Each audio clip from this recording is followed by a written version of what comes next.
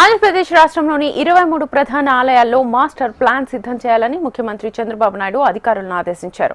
అమరావతి సచివాలయంలో చంద్రబాబు నాయుడు దేవాదాయ శాఖ అధికారులతో సమీక్షించారు. హిందూ ఆలయాల్లో మార్పులు చేర్పులు నిర్మాణ పనులు చేపట్టదలిచినప్పుడు భక్తుల మనోభావాలు దెబ్బతినకుండా పనులు చేపట్టాలని సూచించారు. కొత్తగా 16 ఆలయాల్లో నిత్యాన్నదాన పథకాన్ని ప్రారంభించాలని సూచించారు. దేవాదాయ శాఖలో 137 ఖాళీలను భర్తీ చేసేందుకు ప్రభుత్వం చర్యలు తీసుకుంటుందని ముఖ్యమంత్రి చంద్రబాబు తెలిపారు. దేవాలయాల్లో 200 మంది వైదిక సిబ్బంది కొలువుల నియామకాలకు ప్రభుత్వం గ్రీన్ సిగ్నల్ ఇచ్చింది. రాష్ట్రంలో ఎక్కడైనా సరే దేవాలయ భూముల్లోనూ గదుల్లోనూ శాకాహార హోటల్స్ కి మాత్రమే అనుమతినివ్వాలని ముఖ్యమంత్రి చంద్రబాబు నాయుడు అధికారులను ఆదేశించారు.